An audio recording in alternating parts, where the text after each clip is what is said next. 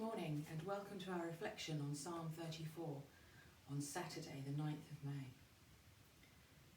This week, apart from Wild Church on Wednesday, we've been looking at some of the Psalms, thinking about how these poems and songs have spoken to billions of people across the world for thousands of years, and how they speak to us in our time right now amidst the COVID-19 crisis.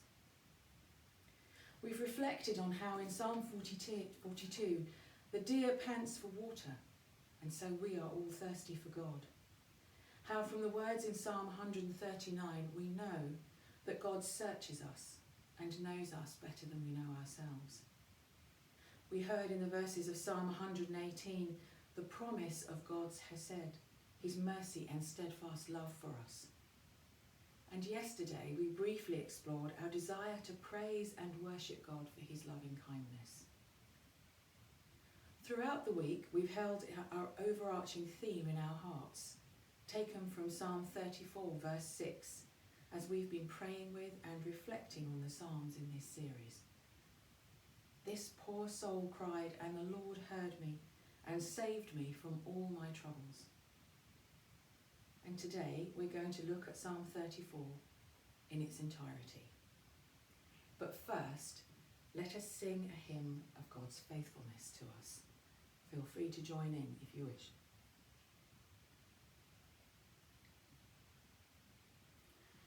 Great is thy faithfulness, O God my Father. There is no shadow of turning with thee. Thou changest not, thy compassions they fail not. As thou hast been, thou forever will be. Great is thy faithfulness, great is thy faithfulness. Morning by morning, new mercies I see. All I have needed, thy hand hath provided. Great is thy faithfulness, Lord, unto me. Pardon for sin and a peace that endureth, thine own dear presence to cheer and to guide, strength for today and bright hope for tomorrow. Blessings all mine with 10,000 beside. Great is thy faithfulness, great is thy faithfulness. Morning by morning new mercies I see. All I have needed thy hands hath provided. Great is thy faithfulness, Lord, unto me. And so let's read together Psalm 34. I will bless the Lord at all times. His praise shall ever be in my mouth. My soul shall glory in the Lord. Let the humble hear and be glad. O magnify the Lord with me, and let us exalt his name together. I sought the Lord, and he answered me, and delivered me from all my fears. Look upon him and be radiant, and your faces shall not be ashamed. This poor soul cried, and the Lord heard me and saved me from all my troubles. The angel of the Lord encamps round those who fear him and delivers them. O taste and see that the Lord is gracious. Blessed is the one who trusts in him. Fear the Lord, all you his holy ones, for those who fear him lack nothing. Lions may lack and suffer hunger, but those who seek the Lord lack nothing that is good. Come, my children, and listen to me. I will teach you the fear of the Lord. Who is there who delights in life and longs for days to enjoy good things? Keep your tongue from evil and your lips from lying words. Turn from evil and do good. Seek peace and pursue it. The eyes of the Lord are upon the righteous, and his ears are open to their cry. The face of the Lord is against those who do evil, to root out the remembrance of them from the earth. The righteous cry, and the Lord hears them and delivers them out of all their troubles.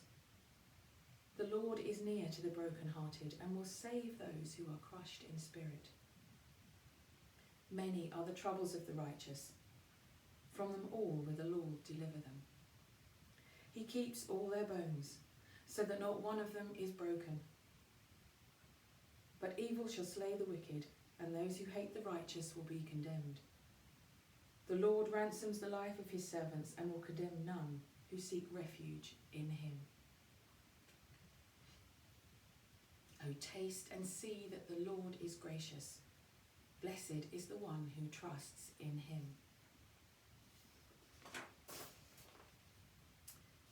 All week we've been thinking about how the Psalms can be helpful tools for us to look at our own relationship with God. How they reflect back to us something of our human emotion within that relationship. There can sometimes be a sense of relief when we see echoes of our own confusion, anger or fears. And today we'll think about how this psalm brings us blessing as well as thanksgiving.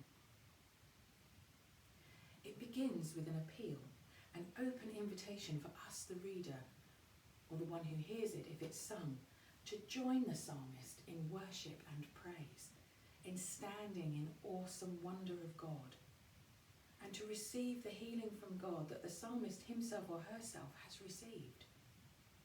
It's a joyous call, earnest and from the soul. The invitation is to seek the face of God and let go of all the shame and fear that we hold. In verse 6, we've been hearing all week the promise that we've been holding in our hearts. The promise that God hears us when we cry out. That healing will come. That we are loved by him. We can trust in the psalmist's words. They are a great witness to us. Pause for a moment and think. What of your own emotion can you hear in those words in verse 6? This poor soul cried, and the Lord heard me and saved me from all my troubles.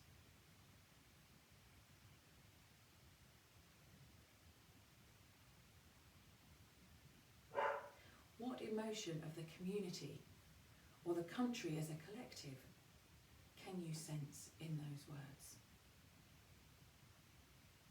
This poor soul cried, and the Lord heard me and saved me from all my troubles.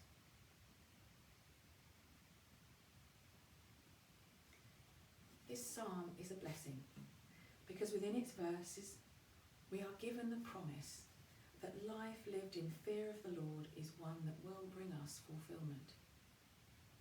This song is passionate, it's personal, and yet it's a song for everyone. We can know by the psalmist's passionate witness to us that like him or her, we are not left alone, crying out to God. We see in verse 7 that he sends angels to be with us, to watch over us and protect us. The angel of the Lord encamps round those who fear him and delivers them. This is not the disinterest of a distant God, but the proactive action of a caring, loving God who loves us.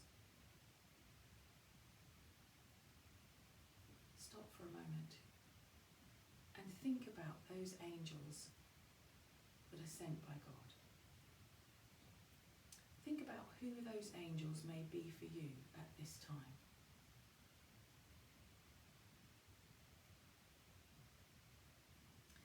Perhaps they're those who have offered help to you during the lockdown. Perhaps they're in the shape of someone you hadn't heard from in a long while and suddenly called to reconnect. Perhaps it's in the smile of the person in front of you in the queue outside Tesco. It could be a small bird resting a while on your windowsill, just as you're looking out. The call to fear God is not about fear, as we would know it today, but instead it's about standing before God in awesome wonder, in orienting our lives towards God in everything we do and everything that we are. We are encouraged to turn our faces to God, and we will in turn receive his blessings. That promise is sure. We are called to be looking to God, seeking God, crying out to God, to be passionate, finding refuge in God, in praising and exalting God's name, because that's what people who live in fear of the Lord do.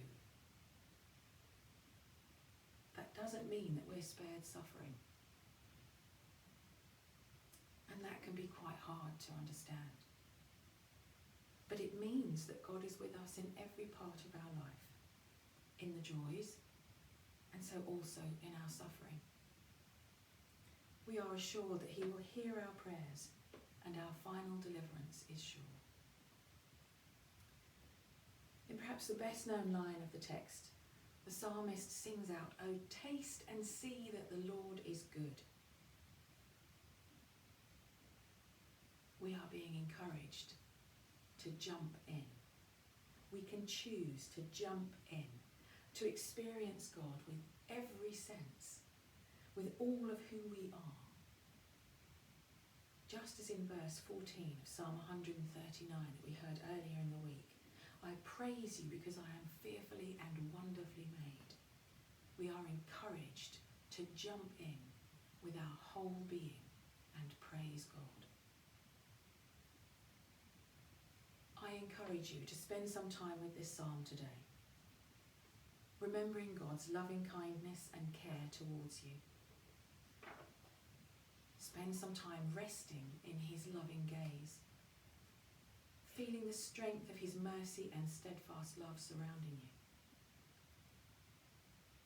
Be courageous. Bring before God your whole self, knowing that whatever your petition, he will hear you. Let the love of God into your life this day, and let his love shine out from you towards others. As a community, we are apart, but we are together in Christ.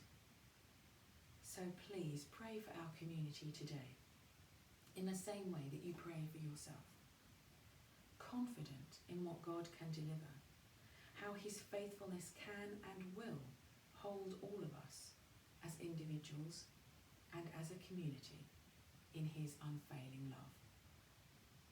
Great is his faithfulness. May he bless your day.